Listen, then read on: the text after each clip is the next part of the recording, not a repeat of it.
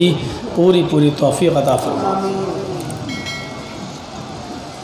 कुरान करीम की जो एक आयत मैंने आपके सामने तिलावत की है, उस आयत के अंदर अल्लाह तबारक व तआला ने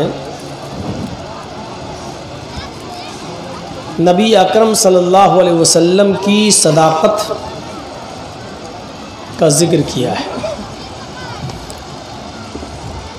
और ये बताया है कि नबी अकरम सल्लल्लाहु अलैहि वसल्लम से पहले जो एक पैगंबर इस दुनिया में आए थे, एक नबी इस दुनिया में आए थे जिनका नाम था ईसा अलैहिस्सलाम, जिनको आज क्रिश्चियन लोग, ईसाई लोग जीसस कहते हैं। जीसस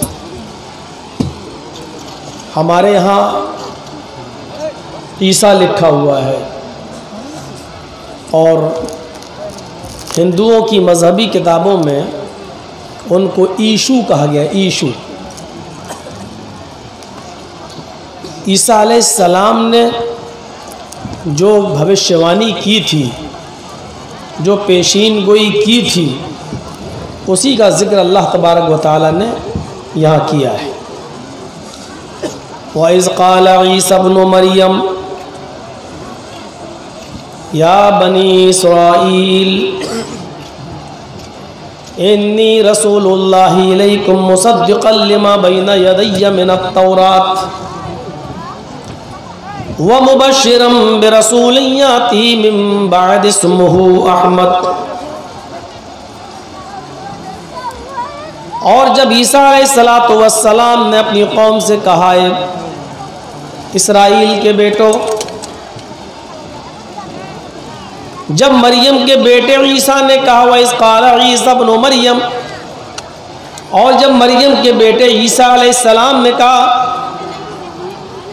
या बनी इसराइल, आए कौम बनी इसराइल, आए इसराइल के बेटों, इन्नी रसूलुल्लाहि इलैकुम,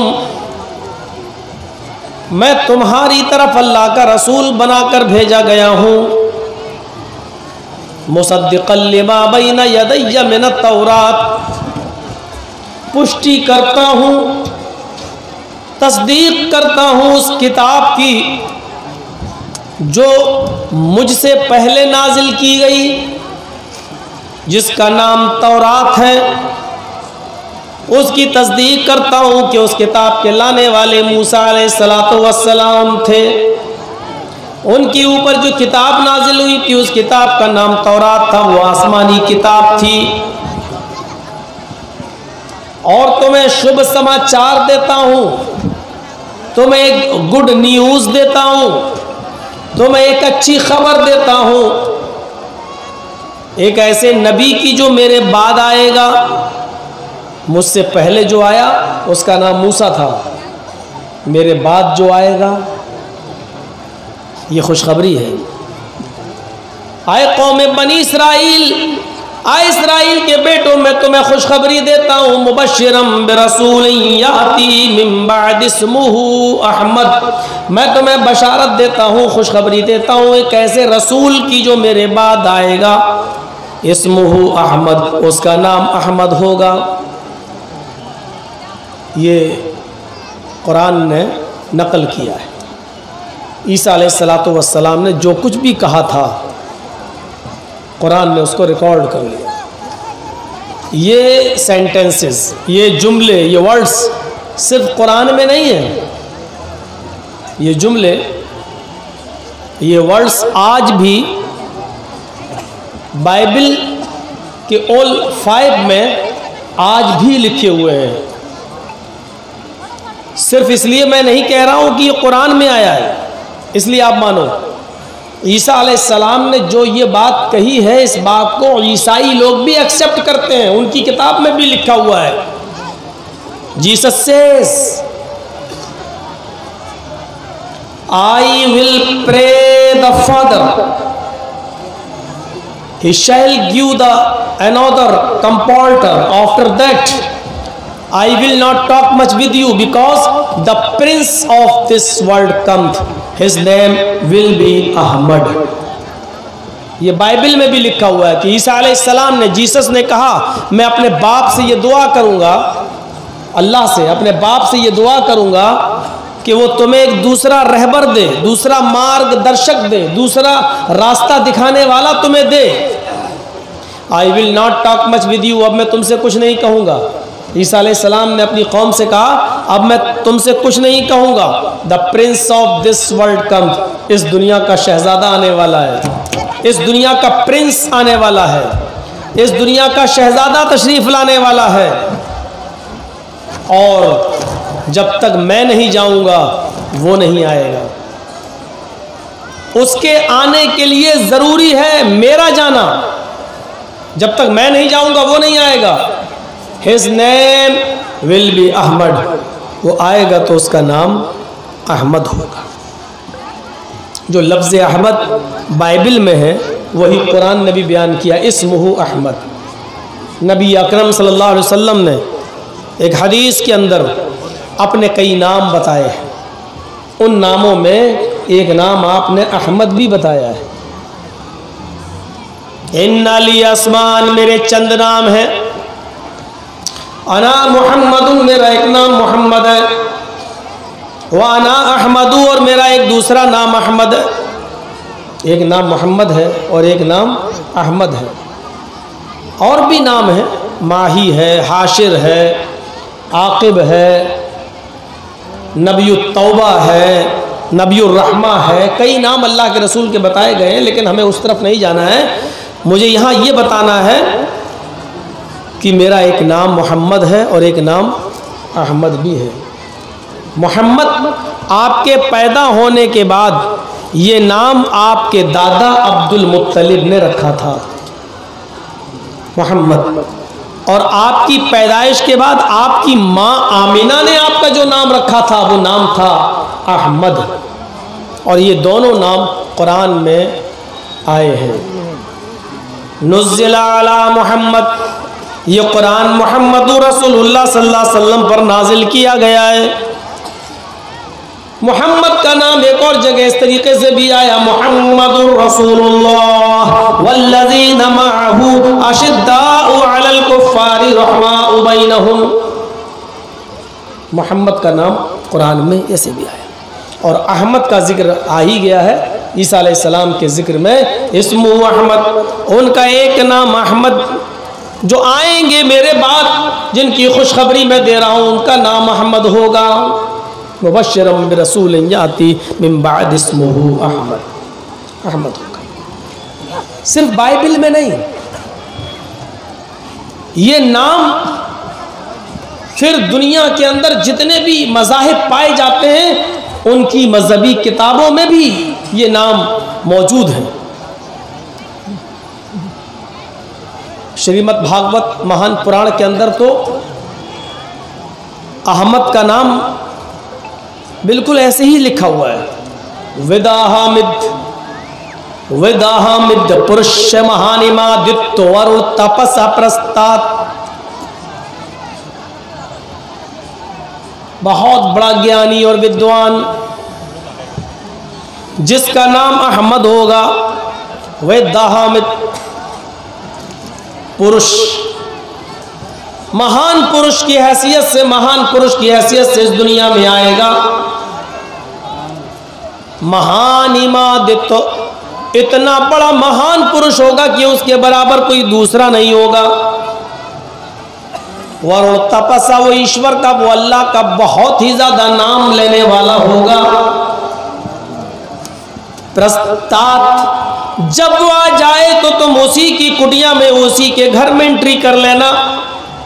उसी के कुटिया में एंट्री कर लेने का मतलब यह है कि उसी के धर्म में शामिल हो जाना। यन्याया, स्वर्ग में जाने का, जन्नत में जाने का, पैराडाइज में जाने का अहमद के रास्ते के अलावा कोई दूसरा रास्ता नहीं होगा। यन्याया, कोई दूसरा रास्ता नहीं है। बहुत स्पष्ट रूप से कहा गया, वर्णन किया गया।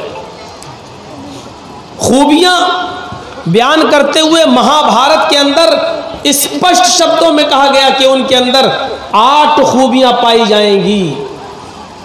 8 खूबियों का जिक्र भी किया गया। अश्वमा रूहा देवदत्त जगतपति आसिना साधुत मनम शकेश्वर्या गुणन्विता। उस कल्कि को आसमान का सफर कराया जाएगा, वो घोड़े पर बैठेगा। अश्वमा शुगमा रूहा, वो एक घोड़े के ऊपर बैठेगा और वो घोड़ा उनको लेकर चलेगा जिसकी रफ्तार, जिसकी स्पीड बिजली से भी ज्यादा तेज होगी। शुगमा रूहा, जहां तक तुम्हारी दृष्टि, तुम्हारी नजर जा रही होगी वहां तक उसका पहला कदम होगा।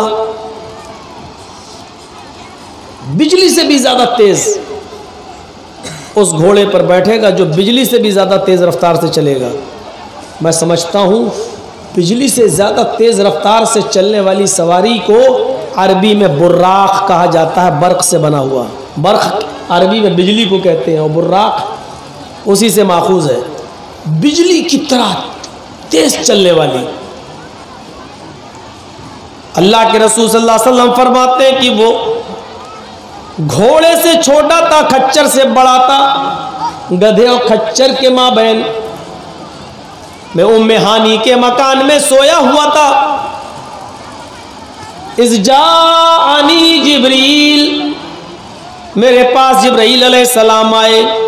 फहमज़नी, उन्होंने मेरे पैरों में कचोका लगाया, उन्होंने मुझे जगाया। मेरी आंख खुली, फलम मरा शैया, मुझे कोई नजर नहीं आया।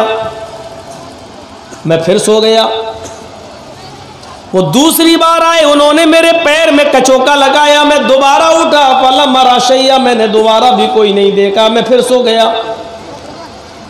वो तीसरी बार आए और उन्होंने मेरे पैर में नोचा, कचोका लगाया। मैं उठा, मैंने देखा सामने कोई साहब खड़े हैं और वो मुझसे कह रहे हैं मोहम्मद बाहर आओ। मैं बाहर निकला, सामने एक जानवर खड़ा है जिसको बुर्राक कहा जाता है। जिब्रील ने मुझसे कहा इसके ऊपर सवार हो जाओ। मैं उस बुर्राक के ऊपर बैठने के लिए चला। जैसे ही मैं बैठा, फशमसा, वो बितकने लगा, वो उछलने लगा, वो शोर करने लगा। करीब था कि वो मुझे गिरा दे। जिब्रील ने उसके कान में कुछ कहा, आए बुर्राक, क्या तुझे शर्म नहीं आती? तुझे मालूम नहीं आज तेरी पीठ के ऊपर कौन सी हस्ती बैठ रही है, कौन सी हस्ती सवार हो रही है? इस कायनात के अंदर अल्लाह तबारक व तआला ने इससे ज्यादा मुबारक कोई हस्ती पैदा नहीं की है। आज तेरी पीठ के ऊपर वो मुबारक हस्ती सवार हो रही है। इल्क़म बिल इल्क़, इतना सुनना था कि वो बुर्राक पसीना पसीना हो गया। उस बुर्राक के पेशानी पर पसीने की बूंदें मैंने अपनी आंखों से देखी कि वो पसीने में शराबोर हो गया और उसने बिदकना बंद कर दिया, उछलना और शोर करना बंद कर दिया। और फिर मैं उसके ऊपर बैठ गया, फिर मैं उसके ऊपर बैठा, फिर बुर्राक मुझे लेकर चली। यहां से आगे का बयान अल्लाह के नबी बयान करते हैं कि जहां तक मेरी पहली नजर जाती थी, जहां तक मेरी आंखों की रोशनी जाती थी, उस बुर्राक का पहला कदम वहां पड़ता था। शुगमा रूहा की बिल्कुल तफसील देखिए अल्लाह के रसूल ने कैसे पेश की, जो हिंदू धर्म की किताबों में मौजूद है। शुगमा रूहा, बिजली से ज्यादा तेज रफ्तार से चलेगा। और बुर्राक, अल्लाह के नबी कहते हैं कि वो आगे की अलग तफसील है कि मैं जब आगे पहुंचा, फिर बैतुल मक़दिस के अंदर मैं पहुंच गया। वहां सारे अंबिया पहले से बैठे हुए थे। मैंने वुजू बनाया और मैंने सारे अंबिया किराम की इमामत की, मैंने उनको नमाज पढ़ाई। उसके बाद फिर मेरे लिए एक सीढ़ी लाई गई उतिया बिल महराज, उसके जरिए फिर मुझे ले जाया गया पहले आसमान पर, दूसरे आसमान पर, तीसरे आसमान पर। तफसील लंबी है। अल्लाह के नबी सल्लल्लाहु अलैहि वसल्लम फरमाते हैं कि इस मरहले में मेरे सामने कई चीजें पेश भी की गई। जिब्रील ने मेरे सामने दूध का प्याला पेश किया और पानी का प्याला पेश किया, दूध का प्याला पेश किया और शराब का प्याला पेश किया। दोनों चीजें मेरे सामने आई। लीजिए, आपको जो पसंद है वो ले लीजिए। अल्लाह के नबी फरमाते हैं कि मैंने दूध का प्याला उठा लिया और मैंने पी लिया।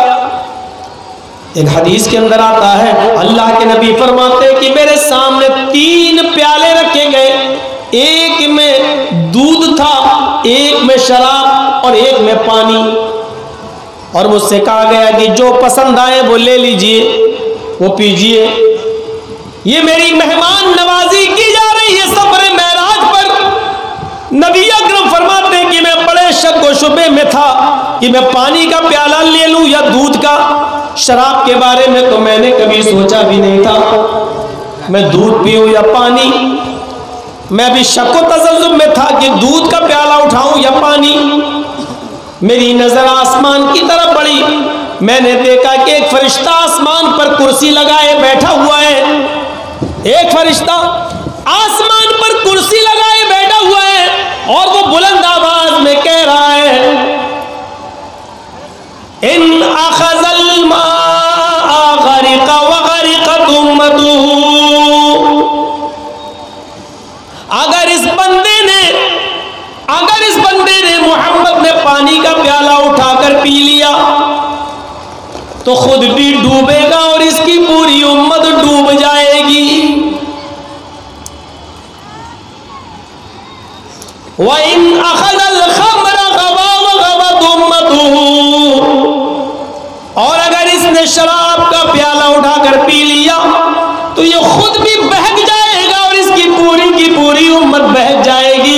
ये खुद भी गुमराह हो जाएगा और इसकी पूरी की पूरी उम्मत गुमराह हो जाएगी। वइन अखज़ल लबना हुदिया बहुदियत उम्मतुहु। और अगर इसने दूध का प्याला उठाकर पी लिया तो ये भी हिदायत पा जाएगा और इसकी पूरी की पूरी उम्मत हिदायत पा जाएगी।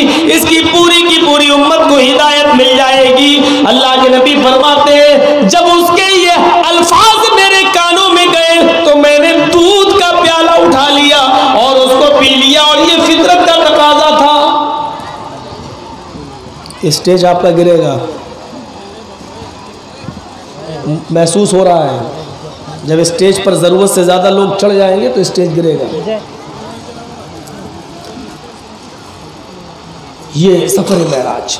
खैर, मुझे इस तरफ नहीं, मुझे बताना यह था कि अश्वमा शुगमा रूहा, बिजली से भी ज्यादा तेज रफ्तार से वो चलेगा। बुर्राक बिजली से भी ज्यादा तेज रफ्तार से लेकर चली। ये उसी बुर्राक की तरफ इशारा है। और वो बुर्राक कहां से आएगी और किसको मिलेगी, इन 2 जुमलों में ये पेश किया गया है। देवदत्ते जगतपति, अश्वमा शुगमारूहा तो बता दिया। अश्वमा शुगमारूहा देवदत्ते जगतपति, देव महादेव, अल्लाह के जगह पर यह लफ्ज इस्तेमाल किया गया। दत्त के माना देगा, देवदत्त अल्लाह देगा। ईश्वर की तरफ से, अल्लाह की तरफ से ये बुर्राक, ये बिजली से ज्यादा तेज रफ्तार से चलने वाला जानवर लाया जाएगा। अल्लाह देगा। और किसके लिए आएगा? जगत पति। जगत मानी विश्व, वर्ल्ड, दुनिया, और पति मानी रक्षक, पति मानी मुहाफिज, जो पूरी दुनिया का मुहाफिज होगा, जो पूरी दुनिया के लिए रक्षक बनकर आएगा। जगत पति, मैंने कई जलसों में बताया है, यहाँ तो 20 साल से नहीं आया। पति के माना दूल्हा नहीं होते हैं हर जगह, और अगर पति के माना हर जगह दूल्हा करने लगोगे तो खुद फंस जाओगे। राष्ट्रपति तर्जमा करो, क्या करोगे? अगर पति के माना दूल्हा के करते हो तो राष्ट्रपति क्या तर्जमा करोगे? राष्ट्र मानी देश, पति मानी दूल्हा, पूरे देश का दूल्हा। APJ अब्दुल कलाम भी रह चुके हैं, वो तो एक औरत के दूल्हा नहीं थे, पूरे देश के क्या दूल्हा होंगे। हर जगह दूल्हा नहीं होता है। राष्ट्र मानी देश, पति मानी रक्षक, देश का रक्षक, पूरे देश की बागडोर जिसके हाथ में हो, संभाले हुए हो। सेनापति क्या तर्जमा करोगे? सेना का दूल्हा। सेना फौज, पति मुहाफिज, पूरी फौज की जिम्मेदारी जिसके ऊपर डाल दी जाए, फौज का जिम्मेदार, फौज का मुहाफिज। अपने जुमलों पर गौर करो, कहते नहीं वो आदमी बड़ा लखपति है, बड़ा करोड़पति है, तो क्या तर्जुमा करोगे? लखपति का मतलब 1 लाख औरतों का मालिक, 1 लाख औरतों का दूल्हा। करोड़पति का मतलब 1 करोड़ औरतों का दूल्हा। कहीं बोल मत दीजिएगा ना तो दिन में ऐसी सैंडल मारेंगे कि दिन में ही तारे नजर आएंगे। लखपति का मतलब जिसको लाखों रुपया दे दिया गया हो और उसका वो मालिक हो।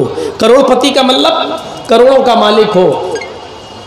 दूल्हा को पति इसीलिए कहा जाता है क्योंकि वो अपनी बीवी की इज्जतो आबरू का मालिक हो जाता है, उसका मुहाफिज हो जाता है। उसने किसी की लड़की से निकाह करके अपनी पत्नी बना लिया और खुद उसका पति बन गया।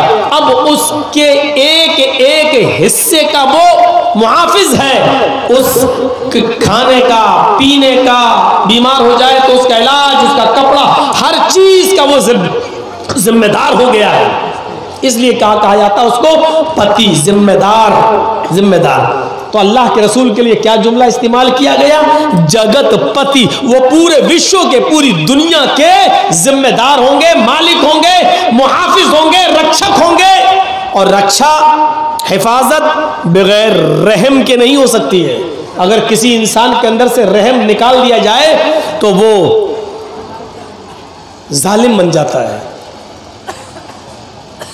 और उसकी जीती जागती मिसाल आज आप देख रहे हैं, कुछ कहने की ज़रूरत नहीं है। हमारे ऊपर जो मुहाफिज बना दिया गया इस देश का, उसके अंदर से रहम निकाल दिया गया है। और जब रहम निकल गया तो वो किसी चीज़ की परवाह नहीं करेगा। वो अपनी बीवी की परवाह नहीं करेगा, अपने लोगों की परवाह नहीं करेगा, अपनी आवाम और अपनी राया में कौन कौन कहां मर रहा है उसकी परवाह नहीं करेगा। सारे सिस्टम और सारी पॉलिसीज और सारे डिपार्टमेंट्स तुम्हारे हाथ में, लेकिन इसके बावजूद लाल किले के बुलंदी और ऊंचाई पर तिरंगे का अपमान होकर दूसरा झंडा लहरा दिया जाए, ये शर्म की बात है। शर्म की बात है देश के जिम्मेदारों के लिए। इतनी एजेंसीज तुम्हारी क्या कर रही थी? कहां थी?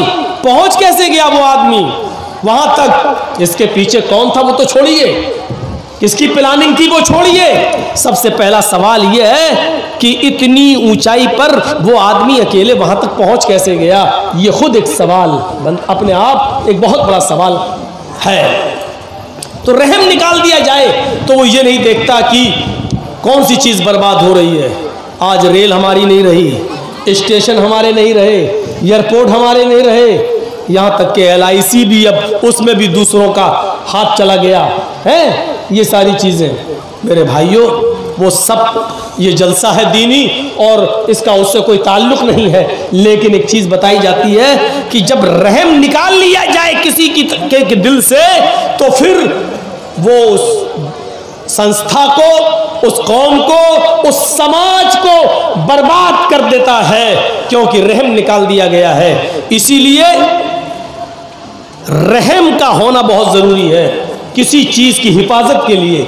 इस देश, पूरी दुनिया की हिफाजत के लिए किसी ऐसे इंसान का आना ज़रूरी था जिसके दिल में रहम हो। इसीलिए अल्लाह ताला ने मुहम्मदुर रसूलुल्लाह को रहमतुल लिल आलमीन बनाकर भेजा। और क्या कहा?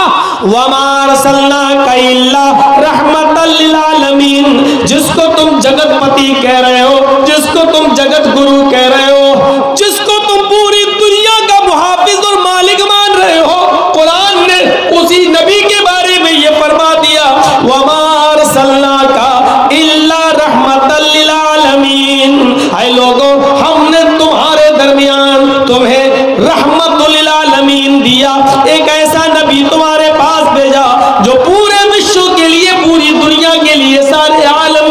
रहमत बनकर गया।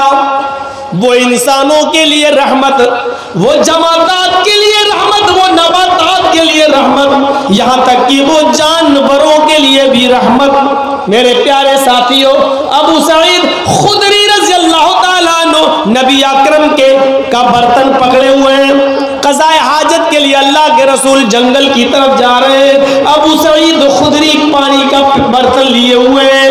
थोड़े दूर गुजरने के बाद जब जंगल आ जाता है तो हजरत अबू सईद खुदरी से अल्लाह के रसूल ने पानी का वो बर्तन ले लिया।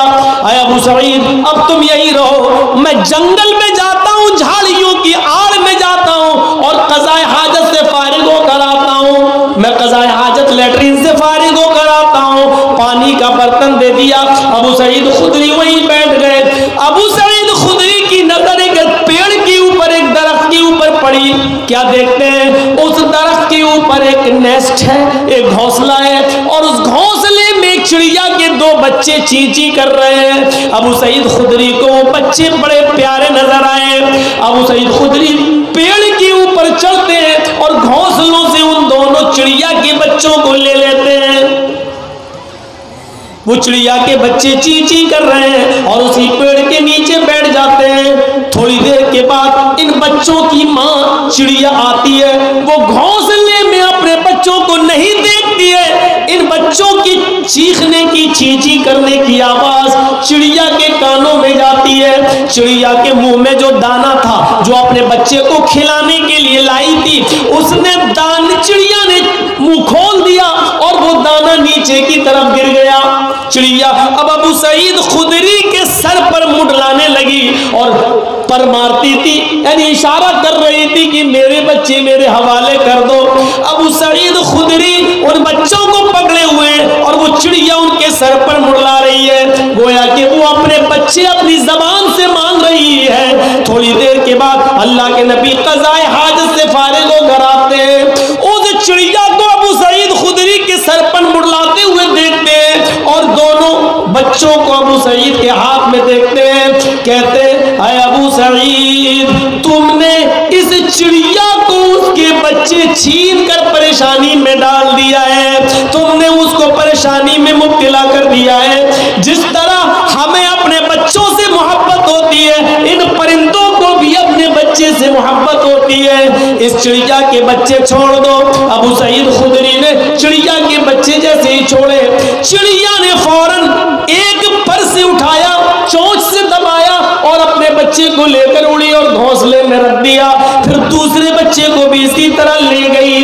अबू सईद खुदरी कहते हैं, मैं चंद दिनों के बाद कुछ दाना लेकर आया कि मैं उस घोंसले में डाल दूं ताकि वो चिड़िया को ज्यादा मेहनत न करना पड़े। 2-4 दिन के बाद जब मैंने उस इलाके में कदम रखा तो क्या देखा कि न वो चिड़िया बाएं न घोंसला बाएं, यानी चिड़िया ये समझ गई यहाँ मेरे बच्चे महफूज नहीं है। आज किसी ने ले लिया, कल कोई और भी मेरे बच्चों को ले जा सकता है। उस चिड़िया ने अपना बसेरा कहीं और बना लिया। मेरे भाइयों, अल्लाह के रसूल का चिड़िया को देखना और अबू सईद खुदरी से कहना, जिस तरह हमें अपने बच्चों से मोहब्बत होती है, इन परिंदों को भी होती है, इसके बच्चे वापस कर दो। ये वाक़या हमें बतला रहा है कि अल्लाह के रसूल परिंदों के लिए और जानवरों के लिए भी रहमत बनकर आए थे। इसीलिए मेरे भाइयों, रहमतुल आलमीन कहा गया और पूरी दुनिया का मुहाफिज वही हो सकता है जिसके अंदर रहम हो। जब रहम निकाल लिया जाए तो पूरी दुनिया, क्या वो एक मुल्क का भी मुहाफिज नहीं हो सकता। हिफाजत के लिए रहम का होना जरूरी है और रहमत जिसके अंदर नहीं है मेरे भाइयों, वो अपनी आंखों के सामने भी बर्बादी होते हुए देखेगा लेकिन उसको तरस नहीं आएगा। इसलिए अल्लाह के रसूल के बारे में क्या कहा गया? रहमतुल लिल आलमीन। आसिना साधुमनम, साधुओं की तरह जिंदगी गुजारेगा। ये बड़ी अच्छी सिफत बताई है। हमारे यहाँ साधु लोग उसको समझते हैं जो अपना घर मकान छोड़कर किसी जंगल में चला जाए और बस अल्लाहू अल्लाहू अल्लाहू करता रहे या राम राम राम राम राम राम करता रहे। उससे पूछो ये यहाँ क्या कर रहे हो? चुप, अल्लाह को याद, अल्लाहू अल्लाहू, इतनी लंबी माला ले ली, अल्लाहू अल्लाहू अल्लाहू। शाम को खाना, चुप, अल्लाह देगा, अल्लाहू अल्लाहू।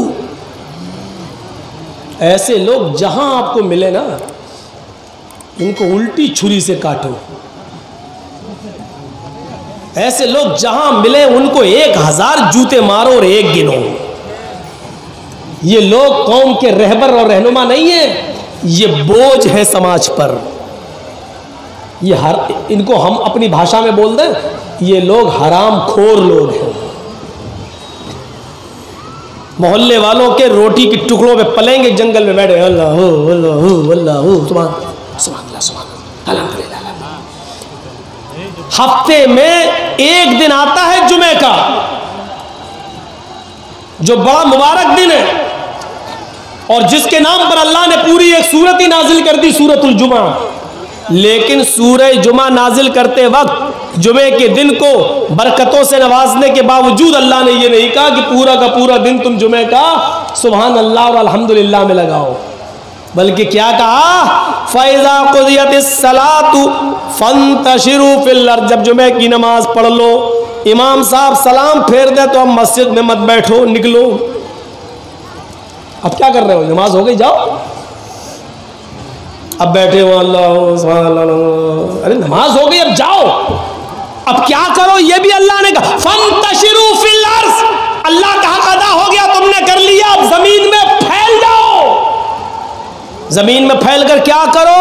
वब्तगू मिन फ़ज़लिल्लाह। अल्लाह ने जो रिस्क उतारा उसको तलाश करो, अपने बीवी बच्चों के लिए मेहनत करो, कमाओ, रिक्शा चलाओ, जंगलों में जाकर लकड़ियां काटकर बाजार में बेचकर अपनी बीवी और बच्चे का पेट भरो। यह जिम्मेदारी तुम्हारे ऊपर है। रिस्क हलाल कमाओ, हलाल रोजी कमाओ, हराम तो घर बैठे मिल जाए। एक फ़ोन कर दो, आपके बच्चे को नौकरी दिलवा रहे हैं, मेरे फलां से बड़े अच्छे ताल्लुकात, अच्छा अच्छा ठीक है, 50,000 रुपये भेज दो, आ गया। आज तो मेरा घर चली गया है, 1 महीना चल जाएगा, 1 महीने के बाद फिर दूसरी टोपी पहनाएंगे। कहा वब्तगू मिन फ़ज़लिल्लाह, रिस्क तलाश करो अल्लाह का। जुमे का दिन भी पूरा का पूरा अल्लाह ताला ने निकाह की इबादत में गुजार दो, और ये बैठा हुआ है अल्लाह अल्लाह, बीवी बच्चों को सबको छोड़े हुए अल्लाह अल्लाह। गौतम बुद्ध ने ऐसा किया था, शादी की, एक बच्चा भी पैदा हुआ, उसका नाम राहुल था। और जब वो गृहस्थी नहीं चला पाए बेचारे, बीवी बच्चों के झमेले में पड़ गए, तो बीवी छोड़ी, बच्चा छोड़ा, भाग गए जंगल में। और लोगों को क्या बेवकूफ़ बना दिया, हम सच्चाई की तलाश में जा रहे हैं, सत्य ढूंढने के लिए जा रहे हैं, और फिर वो पूरी जिंदगी उन्होंने जंगल में गुजारी, अल्लाह अल्लाह करते हुए, राम राम करते हुए, भगवान को याद करते हुए। और लोगों में मशहूर हो गया, बुद्धिस्टों में, कि वो तो सच्चाई की राह में अपनी बीवी को त्याग करके, अपने बच्चे को छोड़कर, अपनी बीवी को छोड़कर सच्चाई की तलाश में चले गए। सच्चाई की तलाश में उन्होंने अपनी पूरी जिंदगी जंगल में गुजार दी। अल्लाह के रसूल ने ऐसी ज़िंदगी गुजारने से मना किया है कि जंगलों में चले जाओ और अपनी बीवी बच्चों को छोड़ दो, नहीं। फरमाया कि बीवी का भी हक अदा करो, मजदूरी भी करो, मेहनत भी करो। इबादत के बाद सबसे पहले हुक्म क्या दिया? फ़ैज़ा क़ुज़ियतिस सलात, नमाज पढ़ ली। अब दूसरा हुक्म क्या है? फ़ंतशिरू फ़िल अर्ज़, ज़मीन में फैल जाओ। और उसके बाद ऑर्डर क्या है? वब्तगू मिन फ़ज़लिल्लाह, रिस्क रोजी तलाश करो, अल्लाह का फजल तलाश करो, हराम मत कमाओ। तुमने अल्लाह की इबादत कर ली, उससे मांग भी लिया। भाई दोनों सजदों के बीच में आप बैठे थे, दुआ की थी अल्लाहुम्मा ग़फ़िरली वरहमनी वहदनी वआफ़नी वरज़ुक़नी। आपने रिज़्क़ सब मांग लिया, रिज़्क़ भी मांग लिया, मग़फ़िरत भी मांग ली, रहम भी मांग लिया, आफियत सेहत तंदुरुस्ती सब कुछ मांग ली, उसमें आपने रिज़्क़ भी मांग लिया। लेकिन मांगने से काम नहीं चलेगा, मांगने के बाद प्रैक्टिकल करके दिखाओ, यानी कमाओ और मेहनत भी करो, और फिर अल्लाह पर तवक्कुल करो। यानी अब आप मेहनत करो और भरोसा अल्लाह पर करो, इंशाअल्लाह। हाथ पैर मार रहा हो तो अल्लाह में देगा। दोनों चीज़ें, ये नहीं कि हमने मांग तो लिया नमाज में, वरज़ुक़नी, अल्लाह में रिज़्क़ दे, अब बैठ गए अल्लाह देगा, अल्लाह देगा, बैठ गए। क्यों? हमने मांगा तो है अभी नमाज के बाद, अल्लाह से मांगा, अल्लाह देगा, अल्लाह देगा। ऐसे तो अल्लाह ने इब्राहीम अलैहिस्सलाम की बीवी हाजरा के बेटे इस्माइल के लिए भी जमजम का चश्मा जारी नहीं किया। हाजरा देख रही है मेरे बेटे के होंठ सूख चुके और इब्राहीम मुझे अल्लाह के भरोसे पर छोड़कर चले गए, लेकिन अल्लाह ऐसे तो नहीं देगा कि हम हाथ पे हाथ धरे बैठे रहें। कुरान पढ़िए, हदीस पढ़िए। हाजरा अपने बच्चे के पानी के लिए दौड़ती है, पहले भागती हुई जाती है, सफा पहाड़ी के ऊपर चढ़ जाती है, दौड़ती हुई जाती है, सफा पहाड़ी के ऊपर चढ़ जाती है और सफा से झांक कर देखती है कि देखे कोई कबीला रहता हो नीचे, अगर कोई गांव है, बाशिंदे हैं, कोई रहाइश है किसी की, तो मैं नीचे चली जाऊं और अपने बच्चे के लिए थोड़ा सा पानी ले आऊं। लेकिन झांक कर देखती है बियाबान जंगल है, चलो वो एक और पहाड़ी है, उस पहाड़ी पर चलती हूँ, शायद उसके नीचे कोई बस्ती रहती हो। सफा से दौड़ती हो, मरवा की तरफ भागती है, कभी आहिस्ता चलती है, कभी तेज चलती है। मरवा पहाड़ी पर पहुंच जाती है, वहां से झांक कर देखती है, उधर भी कोई कबीला नहीं, कोई गांव नहीं, कोई बस्ती नहीं। सफा से मरवा, मरवा से सफा, सफा से मरवा, मरवा से सफा, सफा से मरवा, मरवा से सफा, फिर सफा से मरवा 7 चक्कर लगाती है और 7 चक्कर लगाने के बाद थक गई, आ गई अपने बेटे के पास। अल्लाह, मेरे शौहर इब्राहिम मुझे और इस बच्चे को तेरे हिफ्ज़ व अमान में छोड़ के गए, तेरे भरोसे पर छोड़ कर गए, और मैं एक औरत हूं, जितना दौड़ना था मैंने दौड़ ली, जितनी मेहनत करना थी मैंने कर ली अपने बच्चे के पानी के लिए। एक औरत साथ अपने मासूम और दूध पीते बच्चे को छोड़ कर वो कहां जा सकती है? आय अल्लाह, मेरे बेटे के लिए पानी का इंतजाम कर दे। दिल से जो आह निकलती है वो असर रखती है, पर नहीं ताकत परवाज मगर रखती है। हाजरा की आवाज दिल से निकली थी, नजरें आसमान से नीचे की, क्या देखती है कि मेरा बेटा इस्माइल जिस जगह पर एड़ियां रगड़ रहा है, अल्लाह ने जिब्रील को हुक्म दिया अपना वहीं पर मारो। जिब्रील ने वहीं पर अपना पर मारा और वहीं से पानी का चश्मा जारी हो गया। जम पानी का चश्मा जारी हो गया।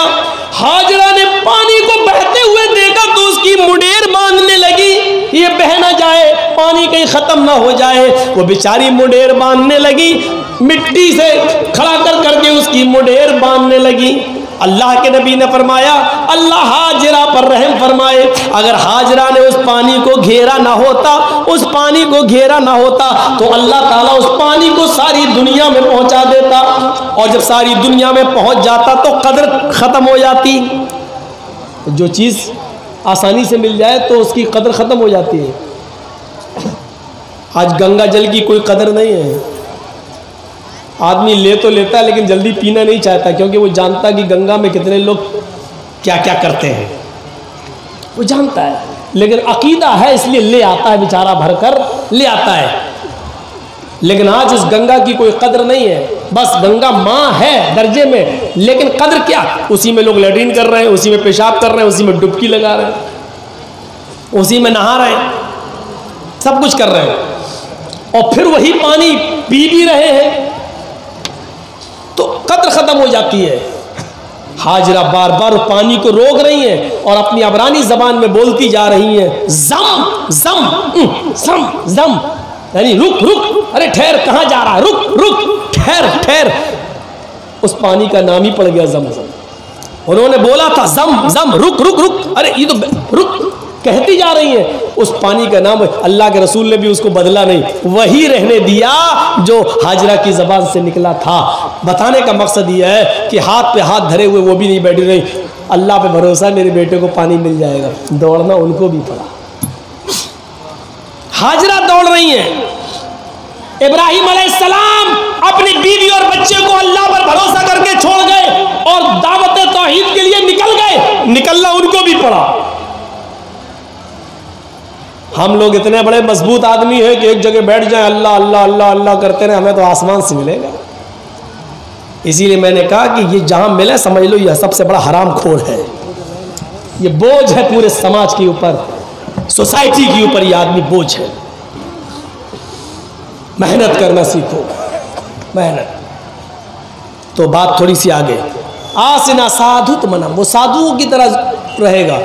साधु उसको नहीं कहते हैं, साधु उसको कहते हैं कि जिसके पास सब कुछ हो, बहुत कुछ हो, लेकिन उसने अपने ऊपर खर्च ना किया हो, सब गरीबों और मिस्कीनों पर लुटा दिया हो, इसको क्या बोलते हैं? साधु। और अल्लाह के रसूल इस तारीफ पर फिर बैठते थे। सब कुछ था, अल्लाह के रसूल गरीब थे? नहीं। जो कहता है अल्लाह के नबी गरीब थे, वो कभी कभी ज़्यादा ही गुलू कर जाता है। अच्छा, आप कितने जानवरों की कुर्बानी कर लेंगे? मुश्किल से 1 बकरा, 2 बकरा, बहुत हुआ 3, या बड़े जानवर में आप हिस्सा डाल लेते हैं।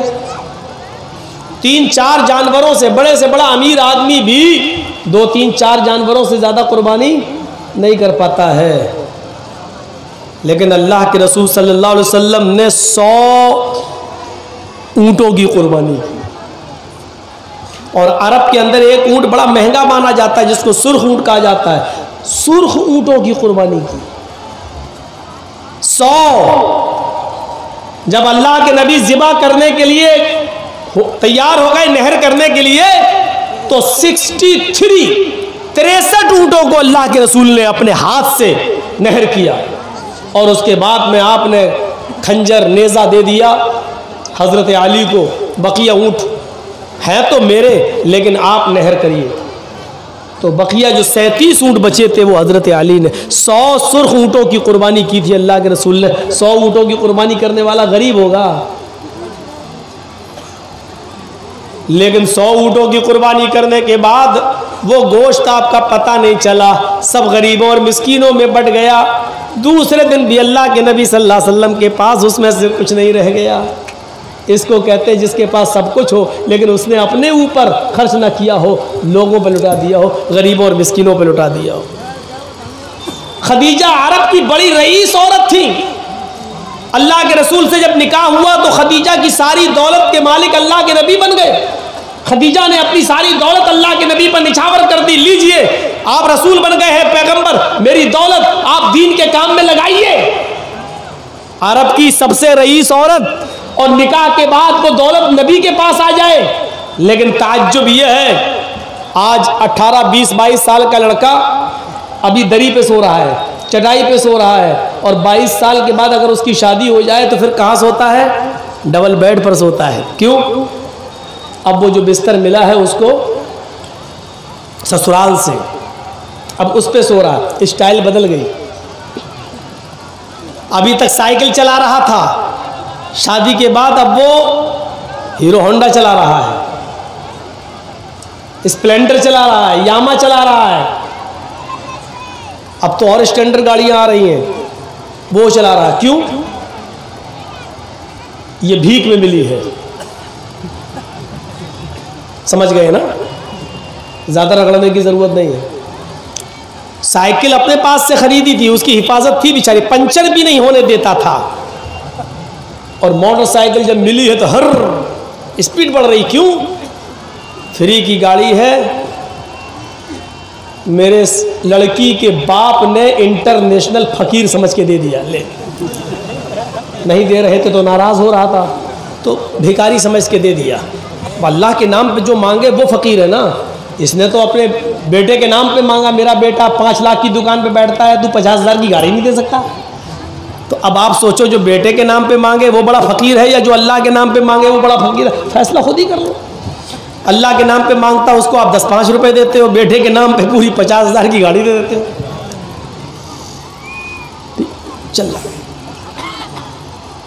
अल्लाह के रसूल ने खदीजा से निकाह किया, लेकिन आपके रहने सहने की स्टाइल नहीं बदली। वही चटाई पर सोते थे, वही बिस्तर, खाने पीने की भी स्टाइल नहीं बदली, वही खाते थे जिससे पहले खाते आए। क्यों? क्योंकि आपने खदीजा की दौलत को अपने ऊपर इस्तेमाल ही नहीं किया, गरीबों और मिस्किनों पर लुटा दिया। इसको कहते हैं क्या? साधु। साधु वो नहीं होता है आजकल की तरह, ये भी अपने आप को साधु बोलता है। अभी इशारा ही करूँगा मैं, बकिया रिजल्ट आप निकाल लेना। ज़रूरी नहीं है कि मैं सब नाम लूँ और हर वक्त केस ही करवाऊँ अपने ऊपर, बहुत हो चुके हैं, अब थोड़ा बचना भी चाहिए। ये भी कहता मैं तो फकीर हूँ, झोला उठाऊंगा चल दूंगा, अपने आप को साधु आज भी बोला जा रहा है। अब दुनिया, अब दिमाग से सोचो, करोड़ों रुपए के प्लेन पे सफर करता हो वो आदमी फकीर है। 10 लाख रुपए का सूट पहनकर ओबामा का स्वागत करता हो वो आदमी अपने आप को फकीर कर रहा है। जिसकी जेब में पेन 1 लाख रुपए की कीमत का हो वो आदमी ये कहे कि मैं झोला उठाऊंगा चल दूंगा। कैसा लग रहा है ये जुमला? फकीरी का मजाक उड़ा के रख दिया गया। साधु उसको कहते हैं कि जिसके पास मालो दौलत की कमी ना हो लेकिन उसने अपने ऊपर खर्च ना किया हो, सब कुछ गरीब और मिस्किनों पे लुटा दिया हो। और इस तारीफ में मोहम्मद रसूलुल्लाह पूरे फिट उतर। तो कितनी चीजें हो गई? अश्वमा शुगमारूहा, पहली चीज बुर्राक, घोड़ा मिलेगा जिस बिजली से भी ज्यादा तेज रफ्तार से चलेगा। देवदत्त, जगतपति, देवदत्त अल्लाह देगा, जगतपति जो पूरी दुनिया के लिए रक्षक बनकर रहमत बनकर आएगा, यानी मोहम्मद रसूलुल्लाह को रहमतुल आलमीन को। 2 चीजें। तीसरी चीज आसिना साधुत मनम, वो साधुओं की तरह रहेगा, यानी उसके पास मालो दौलत की कमी नहीं होगी लेकिन वो मालो दौलत अपने ऊपर खर्च नहीं करेगा बल्कि गरीबों और मिस्कीनों में लुटा देगा। और चौथी चीज ष्टेश्वर्या गुणान्विता, आसिना साधुत मनम षटेश्वर्या गुणान्विता, वो 8 खूबियों का मालिक होगा। ष्टेश्वर्या गुणान्विता, 8 खूबियों का वो मालिक होगा, उसके अंदर 8 खूबियां पाई जाएंगी। अब वो 8 खूबियां क्या हैं इसको समझ लीजिए आप। इसको समझ लिया तो सब कुछ समझ लिया। महाभारत देखिए, 8 खूबियां उसके अंदर पाई जाएंगी।